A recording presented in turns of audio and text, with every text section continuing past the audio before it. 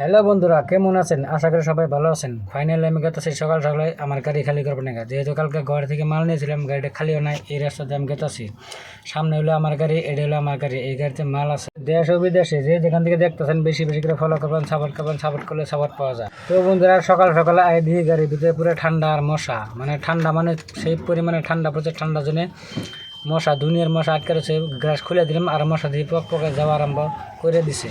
খালি করবার উদ্দেশ্য মানে এখন গাড়ি নাকবো, না গেলে উপায় নাই, দেরি হয়ে গেছে। তাই দিলে ফটাফট যাই ফটাফট খালি করতে হয়ে। তো বন্ধুরা, ফাইনালি আমি ন্যাশনাল হাইওয়েতে উঠে গেছি। এটা হলো ন্যাশনাল হাইওয়ে 4 লাইন।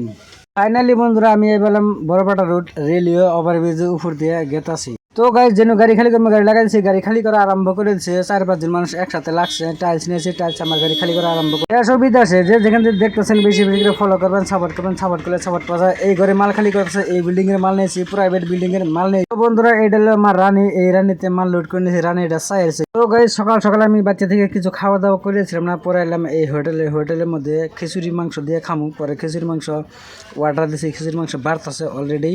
ওই যে মানুষটা ওইটা বাড়তেছে, খিচুড়ি মাংস দিয়েছে, সে একটা টেস্ট লাগবে। সকাল সকালে খাওয়া দাওয়া আরম্ভ করে দিছি। আজকের ব্লগটা এই যদি সবাই থাকেন, আর যদি লং ভিডিও দেখতে চান আমার